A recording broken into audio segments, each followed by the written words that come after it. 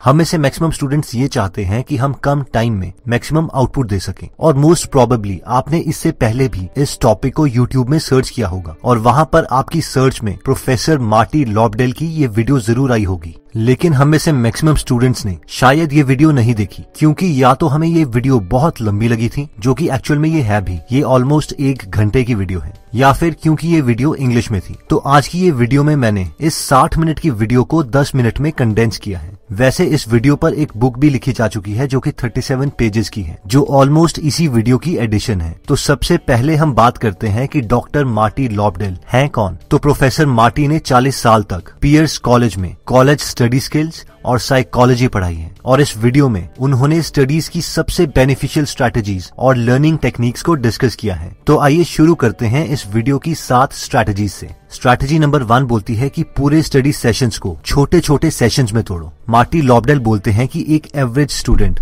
पढ़ाई करने के 25-30 मिनट के बाद थक जाता है। कोई थोड़ा ज्यादा स्टूडियस स्टूडेंट होगा तो उसका अटेंशन स्पैन 50-60 मिनट का हो सकता है, लेकिन इवेंचुअली टाइम के साथ साथ हमारी एफिशिएंसी कम होती रहती है। इसलिए जब भी लोग हमें एडवाइस देते हैं कि ज्यादा टाइम तक पढ़ाई करो, तो प्रोफेसर के अकॉर्डिंग ये एडवाइस हमारे लिए उतनी यूजफुल नहीं है। इसलिए हमें पढ़ाई के बड़े सेशंस को छोटे छोटे सेशंस में तोड़ना चाहिए, जहाँ पर हम 20 से 25 मिनट तक पढ़ने के बाद 5 से 10 मिनट का ब्रेक लेते हैं। इस ब्रेक में हम कुछ भी कर सकते हैं, जिससे बस हमारा माइंड स्टडी से रिलैक्स होना चाहिए। और जब पूरा दिन हम ऐसे कई स्टडीज के सेशंस करते हैं, उसके बाद हमें खुद को एक एक्चुअल रिवॉर्ड देना चाहिए, जैसे कि आइसक्रीम या फ्रेंड्स के साथ 15-20 मिनट की कन्वर्सेशन। मार्टी लॉबडेल बोलते हैं कि ऐसा करने से हम खुद को ज्यादा टाइम तक मोटिवेट कर सकते हैं और इवन इसे हैबिट में भी कन्वर्ट कर सकते हैं। वैसे ये 20-25 मिनट का टाइम सेशन एकदम स्ट्रिक्ट नहीं है। आप अपना अटेंशन स्पैन कैलकुलेट करने के लिए एक बार स्टडी टेबल पर बैठ सकते हैं और टाइमर स्टार्ट कर सकते हैं, और जिस वक्त आपको लगता है कि अब मुझे समझ नहीं आ रहा कि मैं पढ़ क्या रहा हूँ, उस टाइम टाइमर को स्टॉप करके देख सकते हैं कि आपका अटेंशन स्पैन कितना है। और मान लीजिए कि वो अटेंशन स्पैन 45 मिनट्स का आता है, तो आपको हर बार 45 मिनट्स के बाद ही ब्रेक लेनी है।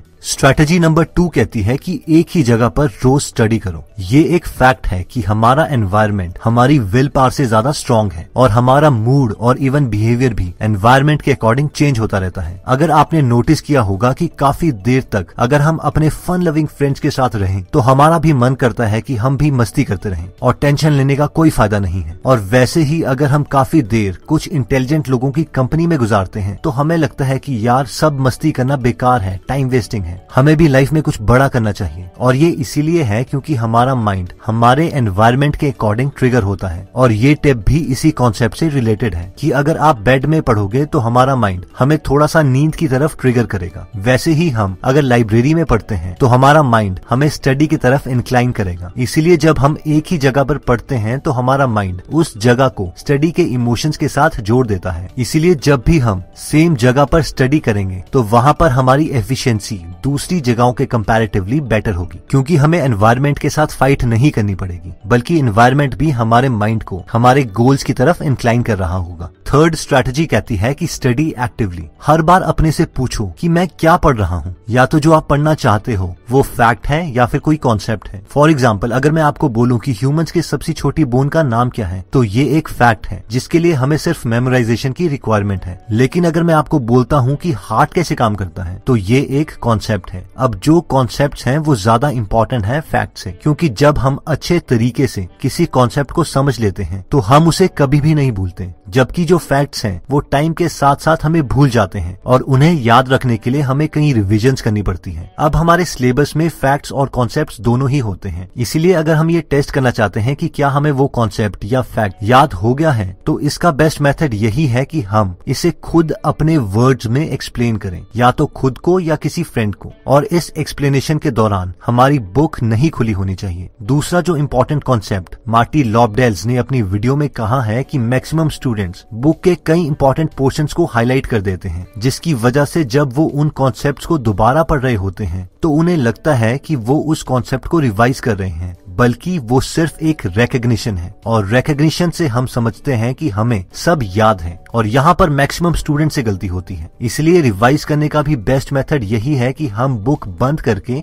एक्सप्लेन करें। इस टेक्निक को आप फेमन टेक्निक या एक्टिव रिकॉल टेक्निक के नाम से भी जानते हैं। फोर्थ स्ट्रैटेजी कहती है कि टेक एक्टिव नोट्स। इस टिप में प्रोफेसर बोलते हैं कि क्लास के एकदम बाद ही जो भी हमें समझ आया है उसे हम नोट्स में अपनी लैंग्वेज में लिख दें। अगर कोई कॉन्सेप्ट हमें याद नहीं आता या समझ नहीं आया है तो हम उसे अपने फ्रेंड से पूछ के दोबारा से नोट्स में लिख सकते हैं, या फिर ऑफिस आवर्स में अपने टीचर से या प्रोफेसर के पास जाएं और उसे उन कॉन्सेप्ट्स को क्लियर करें जो हमें पूरे तरीके से समझ नहीं आए थे। फिफ्थ स्ट्रैटेजी कहती है कि हमने जो पढ़ा है उसे किसी और को पढ़ाएं या समराइज करें। प्रोफेसर लॉबडेल कहते हैं कि बेस्ट वे कुछ सीखने का यही है कि हम किसी और को पढ़ाएं। इसके दो सबसे बड़े फायदे हैं। पहला तो कि हम किसी को पढ़ाते हुए खुद एक्टिवली पढ़ रहे होते हैं, और ये इसीलिए है क्योंकि दूसरे को पढ़ाते हुए हमें सारी इंफॉर्मेशन अपने माइंड से ही निकालनी पड़ती है। इसके लिए हम बुक का सहारा नहीं ले सकते। इसका दूसरा सबसे बड़ा फायदा ये भी है कि हमें ये समझ आ जाता है कि हमें एक्चुअल में कितना समझ आया है, क्योंकि जिस कॉन्सेप्ट को हम अच्छे से नहीं एक्सप्लेन कर पा रहे वो कॉन्सेप्ट हमें एक्चुअल में समझ आया ही नहीं है। वैसे एल्बर्ट आइंस्टाइन ने भी इसी चीज को अपने स्टाइल में कहा था कि if you can't explain it simply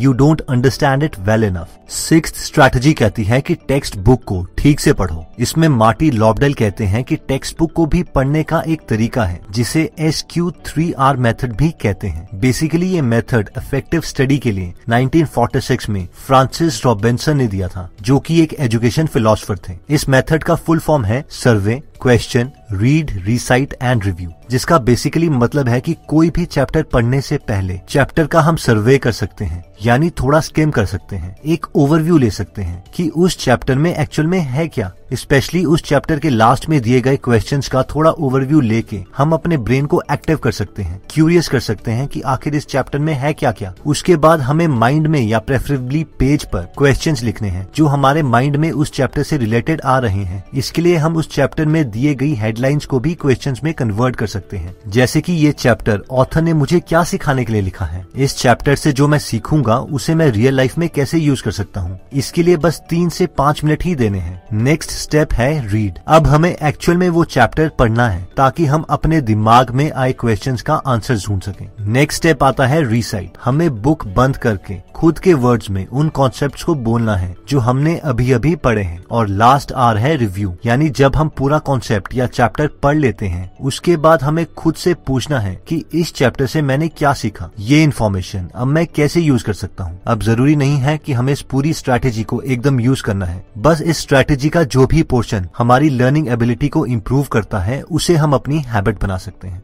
7th strategy कहती है कि फैक्ट्स को लर्न करने के लिए हम निमोनिक्स भी यूज कर सकते हैं। अब क्योंकि फैक्ट्स में कोई कॉन्सेप्ट नहीं है और इसीलिए इसे मेमोराइज करना भी थोड़ा डिफिकल्ट हो जाता है, इसीलिए मार्टी लॉबडेल बोलते हैं कि इसे रोट मेथड से मेमोराइज करने के बजाय हम और मेथड्स को भी मेमोराइजेशन के लिए यूज कर सकते हैं, जैसे कि एक्रोनिम्स। इसका एग्जाम्पल है vibgyor, violet, indigo, blue, green, yellow, orange, red. अब क्योंकि जो भी हम पढ़ रहे हैं वो पहले भी बहुत लोग पढ़ चुके हैं, इसलिए उन्होंने किसी लिस्ट को या सीक्वेंस को याद करने के लिए एक्रोनिम्स बनाए होते हैं, जिसे सिर्फ हमें इंटरनेट से ढूंढ के याद करना है। या फिर हम इमेज एसोसिएशंस को भी यूज कर सकते हैं। बस जिस कॉन्सेप्ट को या फैक्ट को हम याद करना चाहते हैं उसे स्टोरीज या इमेजेस की टर्म्स में इमेजिन कर सकते हैं। जितनी इमोशनल बेवकूफ भरी इमेजेस हम इमेजिन करेंगे उतना ही ज्यादा हमें याद रहेगा। तो दोस्तों, इस वीडियो में हमने टोटल 7 स्ट्रैटेजीज देखी। सबसे पहली स्ट्रैटेजी थी कि हमें हर 25 मिनट या 50 मिनट के बाद ब्रेक लेना है, क्योंकि एक ह्यूमन माइंड का अटेंशन स्पैन ऑलमोस्ट इतना ही होता है। आप अपने एक्सपीरियंस के अकॉर्डिंग जानते होंगे कि आप कितनी देर के बाद थक जाते हैं, तो उसके बाद हम थोड़ा रेस्ट ले सकते हैं ताकि हम दोबारा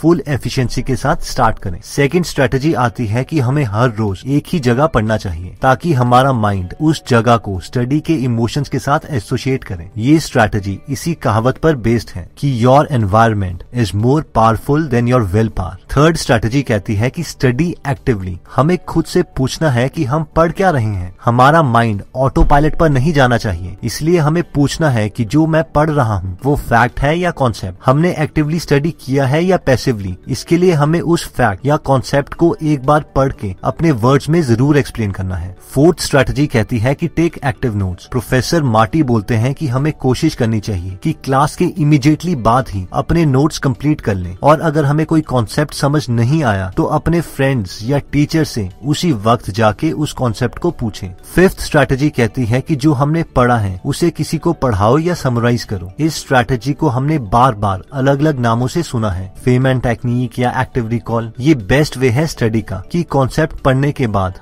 बुक बंद करके या तो किसी को एक्सप्लेन करो या प्रिटेंड करो कि आप किसी को एक्सप्लेन कर रहे हो। सिक्स्थ स्ट्रैटेजी कहती है कि टेक्स्ट बुक को ठीक से पढ़ो, जिसमें हमने SQ3R मेथड देखा। यानी सबसे पहले सर्वे करो, यानी पूरे चैप्टर या टॉपिक को स्किम करो, ओवरव्यू लो। फिर Q यानी उससे रिलेटेड अपने से क्वेश्चंस पूछो ताकि माइंड एक्टिव हो जाए। फिर R यानी एक्चुअल में कॉन्सेप्ट को पढ़ो। अगेन R जिसका मतलब है अब बुक बंद करके रिसाइट करो। और फाइनली R का मतलब है कि रिव्यू करो कि हमने क्या क्या पढ़ा है और क्या हमें उन क्वेश्चंस के आंसर मिल गए हैं जो हम चाहते थे। और फाइनली सेवंथ स्ट्रैटेजी कहती है कि रूट मेथड के अलावा फैक्ट्स को याद करने के लिए और भी मेथड्स हैं, जैसे कि एक्रोनिम्स या इमेज एसोसिएशंस। दोस्तों, अगर आप फ्री में हिंदी ऑडियो बुक समरी सुनना चाहते हैं तो डिस्क्रिप्शन में दिए हुए लिंक पे जाके आप हमारी गीगल ऐप डाउनलोड कर सकते हैं। वहाँ पे आप फेमस बुक सुन सकते हैं, जैसे कि the miracle morning, you can and you will, how to make friends and influence people, E myth revisited, 0 to 1, Chanakya Niti, the one thing, power of habit, wings of fire, the monk who sold his Ferrari and many more. और हर हफ्ते इस app में हम एक नई audio book summary डालते हैं। दोस्तों, कमेंट सेक्शन में आप बता सकते हैं कि आप नेक्स्ट वीडियो किस टॉपिक पर चाहते हैं, ताकि हमें भी फीडबैक मिले और उसी टॉपिक्स को हम कवर करें। इस चैनल को जरूर सब्सक्राइब कर लीजिए और बेल का बटन दबा दीजिए ताकि आप ऐसी नॉलेजेबल वीडियोस कभी मिस ना करें। और इस वीडियो को लाइक जरूर कीजिएगा ताकि हमारा कॉन्फिडेंस बढ़े।